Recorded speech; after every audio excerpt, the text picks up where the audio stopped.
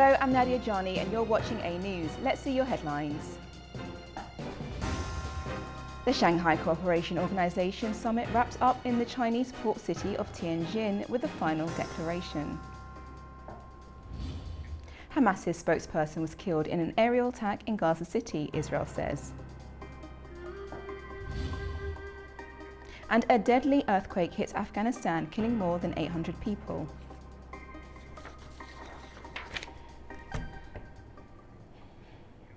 First this evening, China hosted the two-day 25th Shanghai Cooperation Organization Summit in its historic port city of Tianjin. The gathering brought together leaders from across the bloc, including Russian President Vladimir Putin, India Prime Minister Narendra Modi, and Chinese President Xi Jinping. Leaders of the SCO, the member states, signed and issued the Tianjin Declaration on Monday.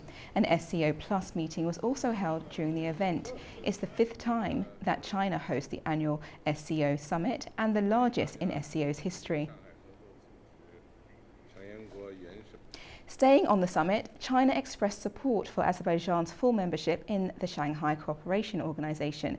Chinese President Xi Jinping said in a statement, however, A News has learned that India once again blocked Azerbaijan's membership bid, contradicting the very principles of multilateral diplomacy and the Shanghai spirit. Multilateral diplomacy is generally understood to mean that bilateral disputes should not be brought into the agenda. According to sources, New Delhi's obstruction is widely seen as a retaliatory step linked to Azerbaijan's close relations with Pakistan.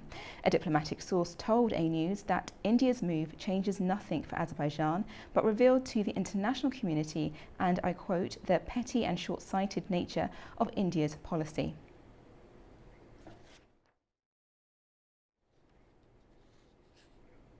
The Financial Times reports that European leaders will meet in Paris on the 4th of September to discuss future security guarantees for Ukraine.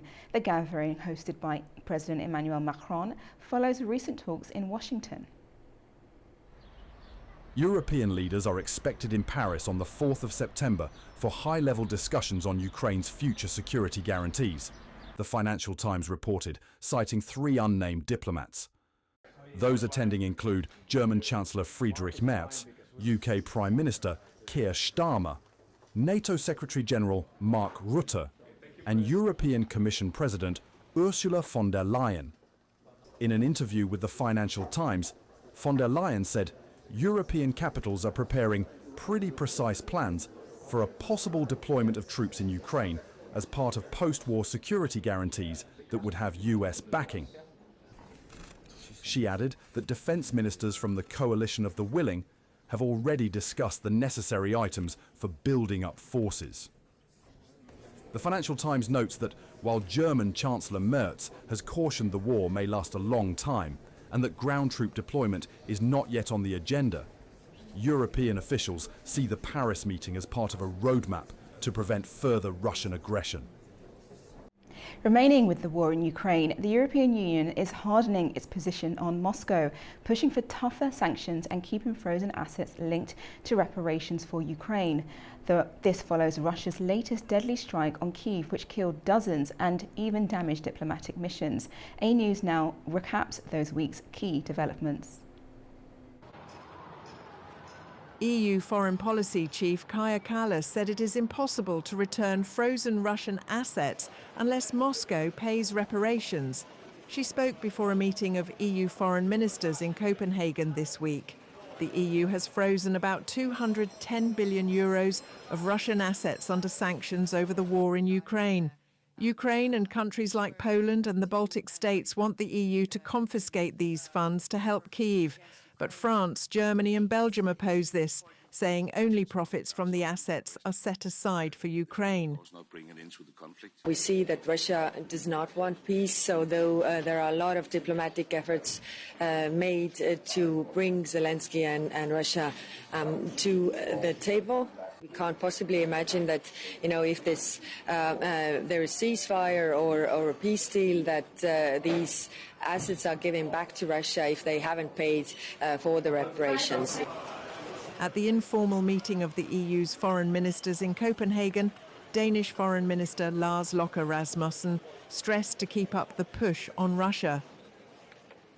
We need to build up even bigger pressure on Putin. I think it's quite obvious that he's just dragging the time, trying to buy time and divert their attention from his continued attacks on civilians and infrastructure, and most recently also EU representation in Kiev. The Kremlin will stop at nothing to terrorize Ukraine. That's according to the European Commission President Ursula von der Leyen, who expressed outrage after Russia's drone and missile attack on Kyiv on Thursday. The assault killed 23 people, including 4 children, left dozens injured, and damaged the European Union delegation's building in the Ukrainian capital. Von der Leyen announced that Brussels will soon introduce further sanctions against Moscow. We will come forward soon with our 19th package of hard-biting sanctions. And in parallel, we are advancing the work on the Russian frozen assets to contribute to Ukraine's defense and reconstruction. According to Ukrainian officials, Russia launched nearly 600 drones and more than 30 ballistic and cruise missiles, the most intense assault on Kyiv this month. Many of the victims were killed when a 5-story residential building collapsed in the Donetsky district on the city's left bank. Alongside the EU mission, the Azerbaijani embassy in Kyiv was also damaged in the blasts. Windows were shattered and the consular roof cracked, but Azerbaijan's foreign ministry confirmed there were no injuries among staff and the embassy remains operational. Meanwhile, the Kremlin said on Thursday it was still interested in pursuing peace talks over Ukraine, saying that both sides were continuing military strikes, but that Russia remained committed to diplomacy. Looking to the Middle East now, where in Israel families of hostages held in Gaza gathered in Tel Aviv demanding a deal with Hamas. Their protest came as the government discussed expanding its military offensive in Gaza. More than 150 people gathered outside Israel's military headquarters in Tel Aviv on Sunday, calling for urgent action to free hostages held in Gaza. Family members and protesters placed 48 empty chairs in the street, one for each captive, and read out their names so cabinet members would not forget them. Chants of "only public pressure can bring back the hostages" echoed through the crowd. The protest was timed to coincide with Prime Minister Benjamin Netanyahu's security cabinet meeting. We are in front of the cabinet meeting that's going to be held here in a few minutes. And what we've seen is a prime minister that had demands from Hamas that Hamas accepted. And even though that Hamas accepted the terms of the deal, the prime minister is not willing to discuss and to approve a deal that he wanted. Families of the hostages accuse the government of ignoring opportunities for their release. The only thing that they are discussing is how to intensify the military actions in Gaza, which puts at risk my son as well as 47 other hostages.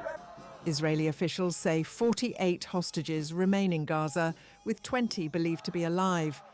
Families say time is running out to bring them home. In Israel's combat to defeat Hamas, they announced on Sunday that they killed long-time Hamas spokesperson Abu Abiyeda in an airstrike in Gaza City on Saturday. Blake Sifton reports from Tel Aviv. The Israeli military said Sunday that they killed Abu Obaida, the spokesman of Hamas's military wing, in an airstrike on Saturday. Hamas have not confirmed his death, but his killing would be the latest in a series of Israeli assassinations of senior Hamas leaders since October 7th. Abu Obaida was one of the few remaining senior Hamas leaders, and while his face was always covered by a red Palestinian keffiyeh scarf, he was among the group's best-known representatives in the Arab world. Local reports say 7 people were killed and 20 others injured, including children, in the strike that targeted Abu Obaida in Gaza City's Rimal neighborhood. That strike came amid widespread Israeli airstrikes ahead of this offensive to seize and occupy all of Gaza City. In his last address on Friday, Abu Obaida warned that if the Israeli military pushes ahead with this plan to conquer Gaza City, he said that the Israeli hostages held in captivity in Gaza would face the same risks as Hamas members, and he said the bodies of Israeli hostages that remain in Gaza would disappear forever. Following the announcement of this strike to assassinate him, the Israeli military chief of staff, Ayal Zamir, said that the Israeli military would target all of Hamas's remaining leadership abroad. Blake Sifton for A News in Tel Aviv. Staying on Gaza, heavy Israeli strikes continue to hit Gaza, driving more residents from northern areas toward the centre and south of the enclave. Crowds were seen moving along Al Rashid Street, carrying belongings by foot or vehicle in search of safety. Local health authorities said at least 30 people were killed in the latest strikes, including 13 who had gathered near an aid site in the central strip. Homes were also hit in Gaza City, where Israel has gradually escalated its operations over the past 3 weeks. Since October 2023, nearly 63,500 Palestinians have been killed in the war, which has devastated the enclave and left much of the population facing famine.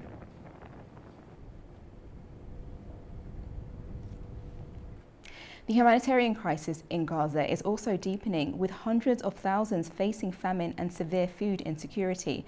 Aid agencies warn children are being denied education, while a safe evacuation from Gaza City remains impossible. The humanitarian crisis in Gaza is worsening as thousands face famine and severe food insecurity. The UN Relief and Works Agency reported that around 660,000 children in Gaza have been deprived of schooling for the third consecutive year amid ongoing Israeli strikes. The United Nations Relief and Works Agency for Palestine refugees in the Near East described the conflict as a war on children that must stop and called for an immediate ceasefire to allow children to return to school and normal life. The World Food Programme and the Integrated Food Security Phase classification have warned that parts of Gaza are experiencing famine conditions. Around 514,000 people in Gaza City and surrounding areas are severely food insecure, with numbers expected to rise in central and southern districts. In July alone, over 12,000 children were identified as acutely malnourished, the highest monthly figure ever recorded, and a six-fold increase since the start of the year. The World Food Programme said aid deliveries have increased to about 100 trucks per day, but remain far below the 600 trucks needed daily to meet demand. The International Committee of the Red Cross warned on Saturday that a mass evacuation of Gaza City is impossible to conduct safely or with dignity, as many civilians cannot move due to starvation, illness, or injury. The IPC report stressed that famine could soon spread to other parts of the enclave if access and aid delivery are not scaled up. We'll be back after a short break. Stay with us.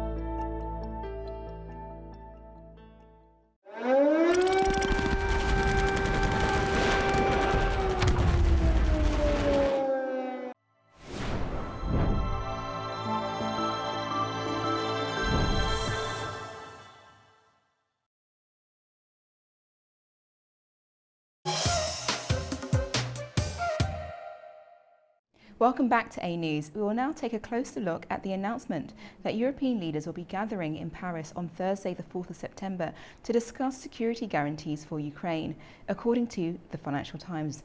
It is noted that those who met with US President Donald Trump in Washington will gather in Paris on the Thursday by French President Emmanuel Macron's invitation. Joining us now to unpack this is geopolitical analyst Andrei Schwartz. Good evening. Hi, good evening. Thank you so much for having me.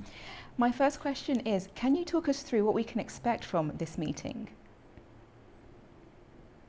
Yeah, so this is a meeting of the Coalition of the Willing, the coalition of 31 countries, primarily European, NATO members, but also as far as Japan and Australia being part of this coalition of countries supporting Ukraine in this war of survival, really, in front of the Russian ambition to destroy Ukraine. And so President Macron of France has called for this meeting in Paris for September 4th. It will be co-chaired with UK Prime Minister Keir Starmer. And we will have, it will be organized in a hybrid format, obviously with, Prime Minister, presidents of the respective countries joining either live at the Élysée Palace in Paris or via teleconference. Okay, and what? It will be a follow-up. I was going to say, what specific security guarantees do you think Ukraine is hoping for due to that meeting? So these countries are trying to build upon what they've been discussing with President Trump in Washington after the meeting in Alaska. So on the 18th of August in DC, as people will remember.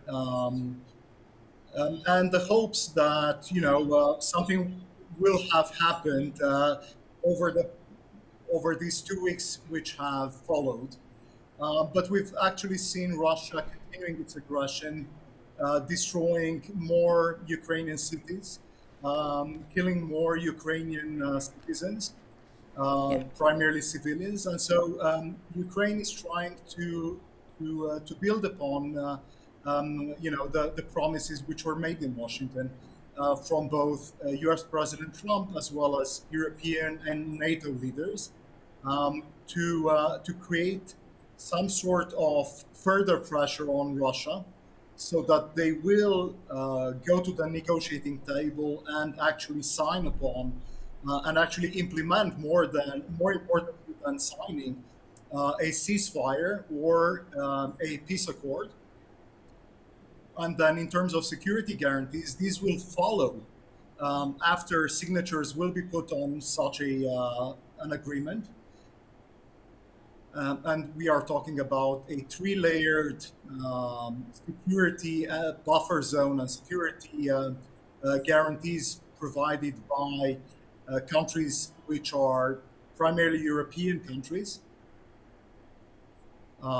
Some of them being NATO members, and those which have volunteered to provide boots on the ground, so troops on the ground in Ukraine are, for now, the UK and France. And Andrei, just to interrupt you there, you mentioned boots on the ground. Do you think it's likely that troops will be sent to Ukraine from Europe, considering what Putin has said about that? Well, ultimately, if we leave it to Putin, then Ukraine is lost, either in the very short term or in the mid to longer term. We need to put pressure on Russia and on Putin specifically. Otherwise, he will continue with his plans to destroy, to annihilate Ukraine as an independent state and nation. So I believe that we need to take with a large grain of salt his threats and promises. And so we need to pressure him into getting to an agreement, and whereby, this agreement will not only stop his troops from firing and killing Ukrainians, but it will also permit for a buffer zone to be implemented and secured somehow. And the only way to secure it is via countries which can provide a nuclear umbrella to Europe, including to Ukraine. And these two out of Europe are obviously only the UK and France. And so this is why these two countries have already volunteered that in the event that an agreement will be reached, they will, they stand ready to send troops on the ground in the buffer zone or further out from the buffer zone, but really in Ukraine, in what remains of Ukraine, to secure it from further ambitions from Russia. And then the other layers are, security provided via information security and aerial security from the United States. The United States, unlike what promises the Biden administration has made over the previous 3 years, is not ready, we understand now, to have troops on the ground, boots on the ground in securing Ukraine, but rather they have promised via President Trump in providing intelligence and aerial support in case Russia is trying to be aggressive again past an agreement. And how is the Kremlin reacting to the talks that are coming up this week? Well, Russia is putting pressure on Europe and the world continuously. We've seen how today it's likely that the Russians have jammed the GPS guiding systems around Plovdiv airport, where European Commission President Ursula von der Leyen was supposed to land momentarily. And so, this was not a life or death scenario for the European Commission President, but really a signal and a threat from Russia towards not only her, but also everyone. So the Kremlin is obviously unhappy with any sort of backing up that Ukraine receives from Europeans, from countries of NATO outside of Europe, including the US, Turkey, and others. And as we've discussed, countries as far out as, again, Canada, Australia, or Japan. But, if we are going to try and maintain a world order, which is based, again, on moral values, on safety of borders, safety of individuals and nations, versus, the rule of the jungle, whereby anyone who feels they are stronger can attack and destroy the other countries, then we need to stand united, and we need to provide support to Ukraine continuously in front of a coalition which Russia and China continue to build. And we've seen in parallel to this meeting how in China, obviously, you have the SCO meeting over the weekend, and then continuing into the Beijing anniversary of the 80th celebration of the defeat of Imperial Japan, together with Nazi Germany and the others who've destroyed not only Europe, but obviously Asia as well. So, we also see how countries who've been victims in the Second World War of barbarity, we've mentioned Imperial Japan, for example, who've destroyed, China, the Philippines, and other countries in Asia.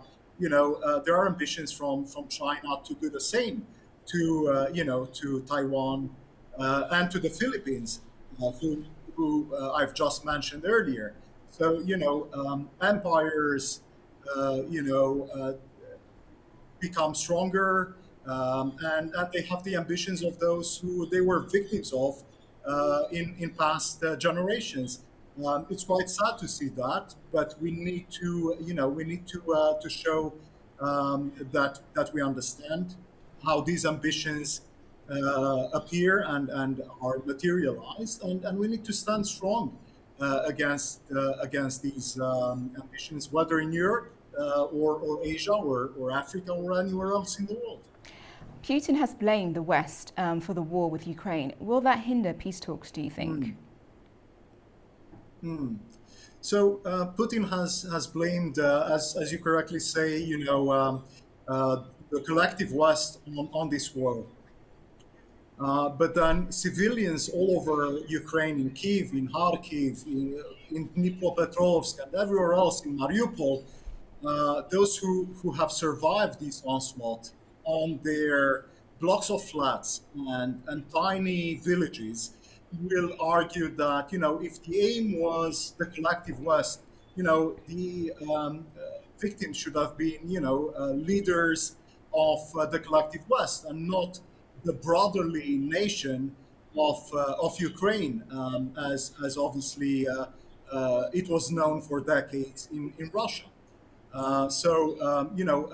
Putin and the Kremlin have created all of these stories about biolabs in Ukraine, about hybrid robots and so on that Ukraine is building. While the truth is really that Ukraine has been a victim of the promises of Russia and has denuclearized via the Budapest Accords of '94, has given up its nuclear umbrella and the promises of Russia to protect Ukraine, not only not to attack, but to protect Ukraine in case it will be attacked by others, have actually turned so sour. And it's really, Russia's and actually Putin's concern was not really with the West, but it was really with the Russians themselves, seeing how the brotherly nation of Ukraine can thrive, can improve via elections, via real elections being held, via democracy, however fragile, but it was being built after the Maidan in Ukraine. Thank you so and much. how, in the minds of Russians, this idea will be that perhaps democracy could help them as well. So this was the threat that Putin has acted against by launching this unprovoked war against Ukraine. Okay, well, thank you so much for joining me this evening, Mr. Schwartz there. Thank you. Thank you so much. Thank you. Right, so after the break, we'll take a look at the key stories shaping the region. Stay tuned.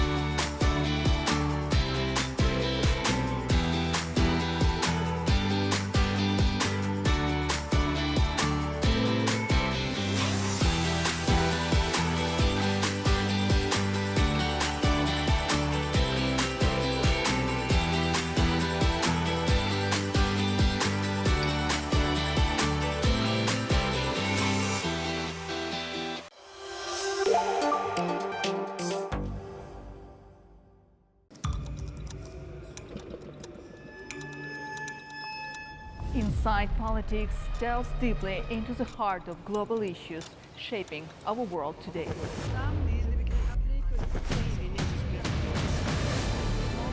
Join me for your go-to source of political analysis from across the region and beyond.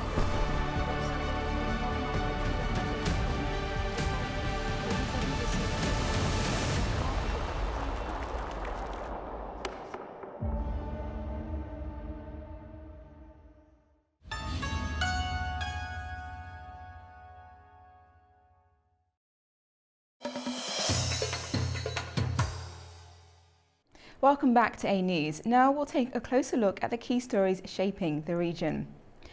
In Afghanistan, a powerful 6.0 magnitude earthquake has struck the eastern provinces of Kunar and Nangarhar. Officials confirm that more than 800 people have been killed and many injured in one of the deadliest disasters to hit the country in recent years. Our correspondent Tamim Bahis has more from Kabul.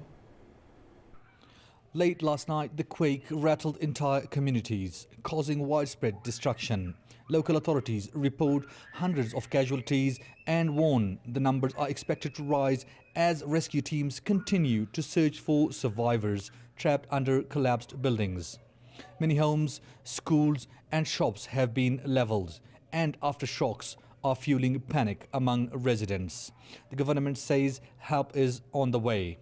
Government spokesperson Zabiullah Mujahid says emergency response units from across the country have been deployed.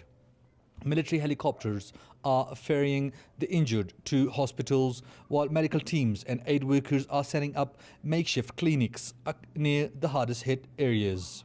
Disruptions to power and communications are hampering efforts, and authorities fear many victims remain unreachable. International organizations, including the United Nations and the Red Crescent, are monitoring the situation closely and are expected to provide aid.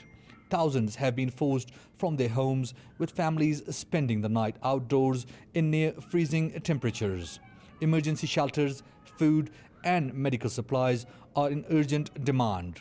Rescue and relief operations are still underway, and the death toll is expected to rise.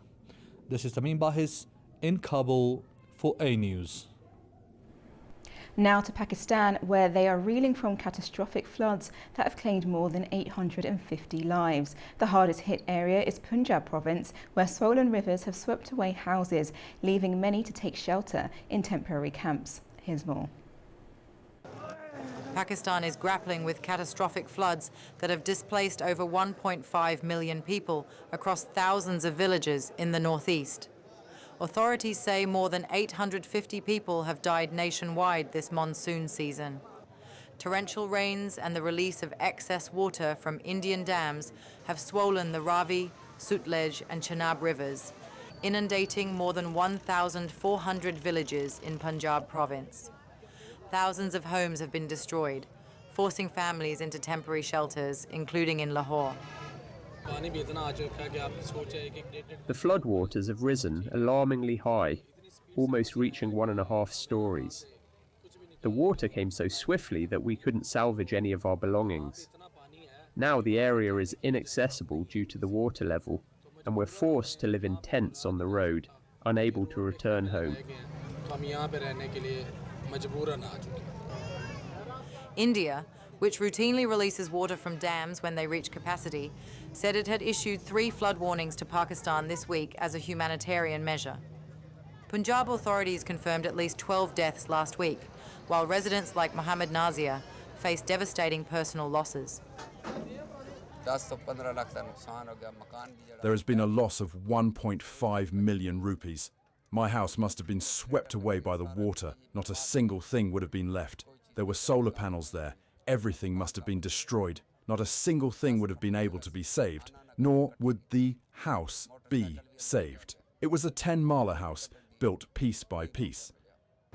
With monsoon rains continuing, officials warn that the humanitarian crisis in Punjab could worsen in the days ahead. Now to the South Caucasus. According to reliable sources, A News reports that the OSCE Minsk Group dissolvement decision has come into force. The move follows a joint appeal by Armenia and Azerbaijan during their recent meeting in Washington, where the two countries agreed to request the dissolution of the Minsk Group and all of its affiliated institutions. All OSCE member states supported the proposal in a unanimous manner, with no country breaking the silence procedure. As a result, the Minsk Group is now formally dissolved.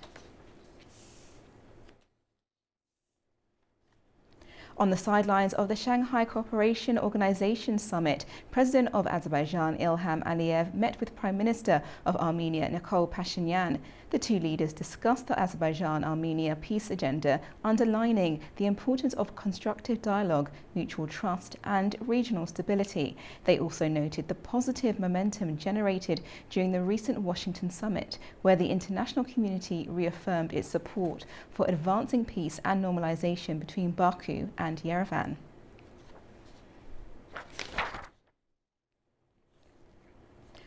One more important piece of news coming from Tianjin summit is that Pakistan and Armenia have taken a step toward establishing diplomatic relations after years of distancing. The agreement was sealed Sunday with an exchange of a joint announcement between Pakistani Foreign Minister Ishaq Dar and his Armenian counterpart Ararat Mirzoyan. Pakistan cut off contact with Armenia at the start of Armenia's war of aggression against Azerbaijan. Sources told A News that the latest move has been coordinated with Azerbaijan. Consultations between Baku and Islamabad followed the recent meeting between the leaders of Azerbaijan, the United States and Armenia in Washington. And official Baku does not view Pakistan's step as problematic.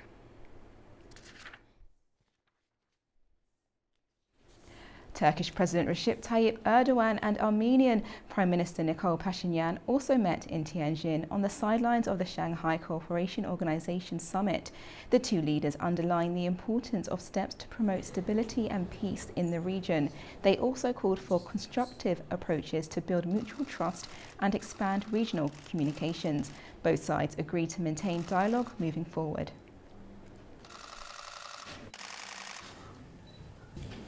Speaking at the SCO Plus meeting in China, Azerbaijani President Ilham Aliyev highlighted his country's growing role as a key transport and logistics hub in Eurasia. He stressed the importance of international transport corridors, expanding port capacity and new regional connectivity projects. Azerbaijan is one of the transport and logistical hubs of Eurasia. We are actively developing international transport corridors and creating modern infrastructure. The east-west and north-south corridors have opened up new economic transport prospects.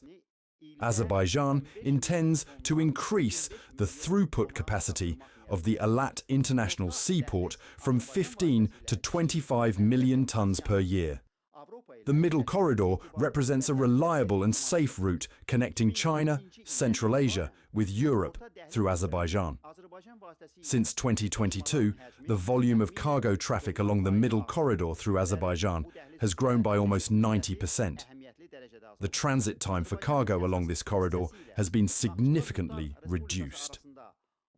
Recent agreements connecting mainland Azerbaijan with its Nakhchivan Autonomous Republic are expected to further expand transit capabilities for international transportation. I am confident that the Zangezur corridor will soon become another important segment of the Middle Corridor, as well as the North-South corridor, which will contribute to enhancing peace, multilateral partnership and benefit all of Azerbaijan's close and distant neighbours to the east, west, north and south of our borders. Kyrgyzstan has taken the role of rotating presidency of Shanghai Cooperation Organization. Bishkek is setting ambitious goals from strengthening security to building new economic ties. So what's on the agenda and what could it mean for the region? Well, Fariza Kalimazana has the details for us. Kyrgyzstan has officially assumed the chairmanship of the Shanghai Cooperation Organization. The decision was confirmed in the final declaration of the summit in Tianjin, China. President Sadir Japarov stressed that this is already the country's first time leading the SCO, and as one of its founding members, Bishkek aims to give new momentum to the organization's development. Among the key priorities, ensuring long-term stability and strengthening security. Special attention will be paid to countering terrorism, separatism and extremism. A major tool in this effort will be the new Center for Combating Transnational Organized Crime to be established in Bishkek at Kyrgyzstan's initiative. The second focus is on deepening economic cooperation. Kyrgyzstan has proposed accelerating the creation of SCO financial mechanisms, including a development bank, development fund and investment fund. On the sidelines of the summit, President Japarov held talks with Chinese leader Xi Jinping. The two leaders discussed logistics projects, modernization of border checkpoints, as well as cooperation in trade, finance and humanitarian exchange. 10 agreements were signed, including a letter of intent for a preferential loan to build the China-Kyrgyzstan-Uzbekistan railway. And according to Kyrgyz Temirzhol, the railway is estimated at $4.7 billion. And China is ready to provide about half of this amount, roughly $2.35 billion as a concessional loan. The remaining funds will be covered by participating countries, with Kyrgyzstan's share amounting to around $700 million. The line will stretch nearly 500 kilometers, linking Kashgar to Andijan and then connecting to Central Asia's broader transport network. It will reach the Caspian, Turkey and Europe, with possible extensions to the Middle East and the Indian Ocean. For China, it means a faster land bridge to Europe, for Uzbekistan, direct access to the Chinese market, and for Kyrgyzstan, a long-awaited escape from its transport bottleneck. And as Japarov notes, transit revenues alone could bring the country at least $200 million a year. From Almaty, Kazakhstan, Fariza Kalimurzina, A News. We'll now have a short break, so please stay with us.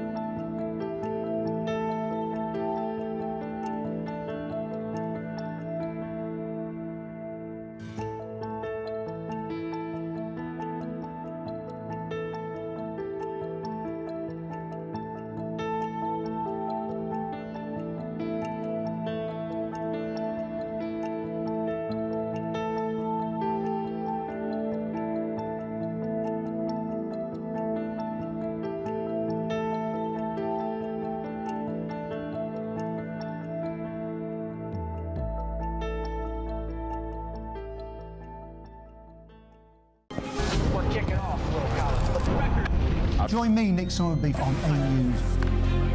From my days playing in the Premier League to working as a broadcaster for the channels like Al Jazeera and beIN Sport, I've never been afraid to ask the tough questions to find out what's really going on behind the scenes of the world's biggest sports teams. We'll be taking you inside the latest stories, stats and dressing room secrets of the world's biggest teams.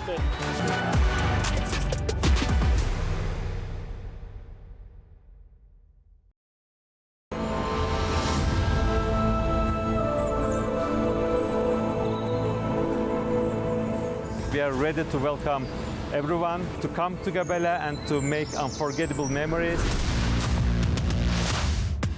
Welcome to Gabala Rafting.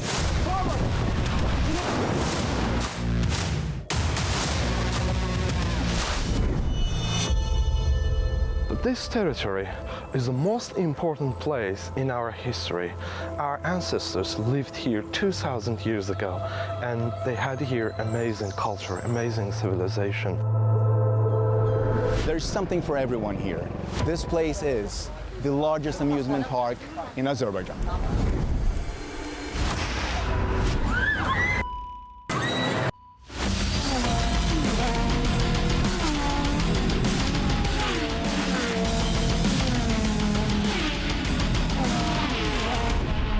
Our guests love to have meal in this atmosphere. Yeah. You know, you see you're in nature, you're in the forest, and the good food.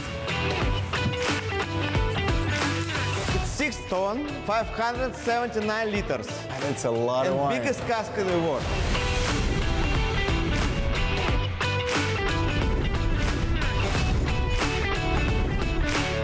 Bandar is not just a holiday destination. It's a symbol of Azerbaijan's growing tourism potential.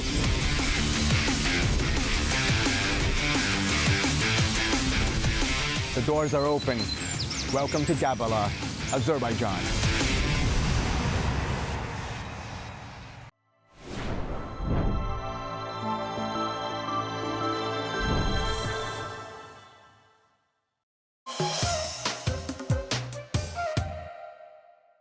Welcome back to A News. We are now going to switch gears and focus back on the SCO Summit in Tianjin, where President Ilham Aliyev gave a speech speaking of its strong and comprehensive relationship with China. He said that deepening these relations is one of the important directions of Azerbaijan's foreign policy. Aliyev described the signing of a joint statement on establishing a strategic partnership between the two countries this year as a historic event, emphasizing that it has opened a new chapter in Azerbaijan-China relations. The summit is now comprised of 10 full members of the Shanghai Cooperation Organization, accounts for nearly 23% of global nominal GDP. Joining me from Tianjin to reflect on the key outcomes of the summit and broader developments across the SCO Plus zone is Qianzhu Chu, Senior Fellow at the Pangol Institution. Good evening. Good evening. My first question is, this summit was billed as the largest ever SCO summit in the organization's history. What do you think was the most important outcome of the summit? Well, I think the most important outcome is what kind of a role the SCO is going to play in terms of the international order, in terms of a global system. I think the idea has been clear. That is, they are going to, shape the international system in a way that is more balanced, that is more just, that is fairer for countries from the global south, for developing world, whose representation and voice is often reduced compared to, say, Western countries, European countries, and the US, etc. They have been playing a dominant role in terms of the global system. I think that's the part of the purpose of SCO, to reform the international system, not to build a new international system, to reform the system in a way that every member of the international community will benefit equally from such a system and deal with each other on equality and with respect. The Tianjin Declaration has been described as a blueprint for the bloc's next decade. Can you explain the declaration and what stood out to you the most? Well, the declaration touches upon basically every aspect of SCO and also of international challenges like ongoing conflicts in Ukraine, and also the situation in Gaza, etc., and also the principal issue of what kind of a world we are to have, given what's happening right now, conflicts, tariffs, threats, and also the rise of unilateralism, the rise of protectionism. And then many people are facing this increasing uncertainty. What are we going to do to ensure a long-term peace, stability, and cooperation and prosperity for a lot of countries and peoples? So I think the Tianjin Declaration, part of the purpose is really try to answer those questions by stressing the importance of the Shanghai spirit, which is the foundational principle of Shanghai Cooperation Organization. I think this declaration is trying to send out a message, a signal that what kind of principle we like to follow, we like to present, we like to propose. For example, in the important address by Chinese President Xi Jinping, he proposed this global governance initiative, which is the fourth initiative following his proposals of development initiative, global security initiative, and global civilization initiative. Now, for global governance initiative, basically he's responding to the fact, the deficit of global governance. For example, double standards by some Western countries, and also the practice of imposing their own principle rules on other countries, well, themselves sometimes would like act above the law, above the rule. So basically, the idea is like let's reform the system and build a fairer and adjust global system so as to include. To be more inclusive of the developing world, developing countries like China, like Azerbaijan. Azerbaijan's strategic position of developing a comprehensive partnership with China, how important is that relationship to China, do you think? Well, it is a very important relationship for China. For example, and of course, I think the same is true to Azerbaijan. China is a large market. For example, I personally deal with embassy people from the business section of Azerbaijan embassy in Beijing. I have friends there. I know, they try to promote the red wine from Azerbaijan, and also juice, for example, from Azerbaijan and other products in China. China is a country with basically less largest population, 1.4 billion people, together with same number of India, and also it's a rising, expanding middle class, ready to consume basically all quality products from other countries, including Azerbaijan. Also, Azerbaijan is rich in natural resources, in gas, and also Azerbaijan plays an important role in terms of security and peace in that part of the world. I think that for China, of course, China would love to see peace, tranquility, and so the Belt and Road Initiative can be implemented in a smooth way. If there are conflicts, if there are confrontation, and then that will present as a challenge for business opportunities, for investment and trade.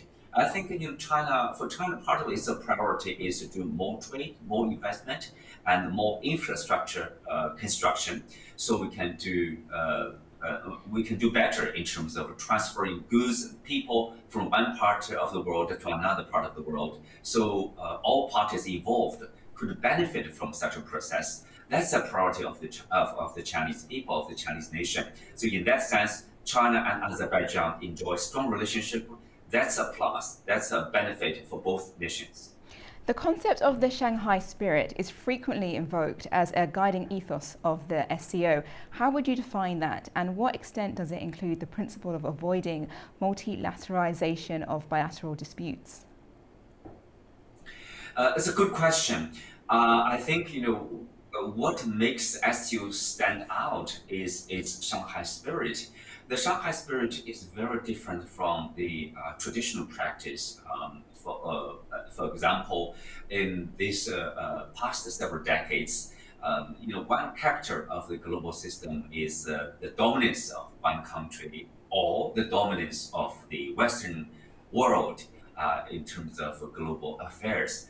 But with the rise of emerging economies such as India, China, Brazil, South Africa, and I would say the rest of the world, borrowing a term from the West. So I think now there's a voice, there's a demand from the global South, from developing countries. They want their voice to be heard. They want to be treated with respect. They want it to be dealt with on equal terms.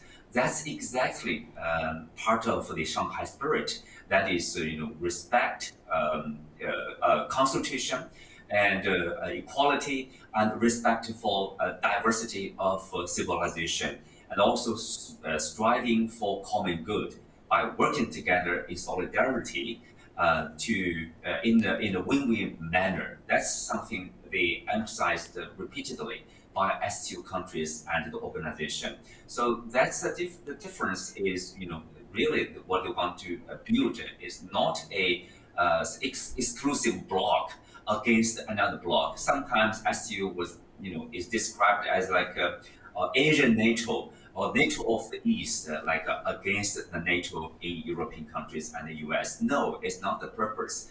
It does not target the third party. It does not seek a confrontation.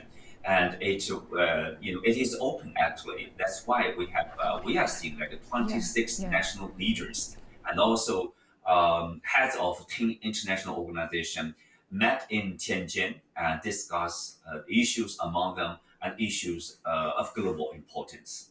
Okay, well, in light of what you just said and of that principle, what is your assessment of India's decision to block Azerbaijan's application for SCO membership, a move openly opposed by China? That's a part of life, unfortunately. There are differences even among full members of STO, for example, Pakistan and India. And of course, now the relationship between Azerbaijan and India is not the best, that's to say the least. And I think it's a process. I think both countries need to sit down to talk to each other, and also China can play a role to narrow the difference, to bridge the gap between the two sides, to find out, what's the root cause, what's the concern of any nation, in terms of rejecting, for example, the membership of Azerbaijan. I think China, many other countries, Pakistan, for example, would be strongly supportive of the membership of Azerbaijan. And I think ultimately Azerbaijan will become a member. It's really about what way we can get over with it in terms of Indian opposition. If there is a way we can talk to each other, for example, Azerbaijan, Armenia, they have dealt with each other in a very positive manner. The peace agreement signed in Washington, and now both countries are present in Tianjin, with China, with Turkey, with Pakistan, with India, with Russia. So I think that there are occasions, SCO offers multiple occasions, on a yearly basis for them to meet with each other, presenting potential opportunities and chances for both sides to meet each other and talk to each other. That itself is a very positive factor in terms of narrowing the difference. Definitely. Thank you so much for your contribution and for joining us this evening. Jianjinju. Thank you. Thank you for having me. Well, that's all we have time for now. Thank you for watching and stay tuned to A News.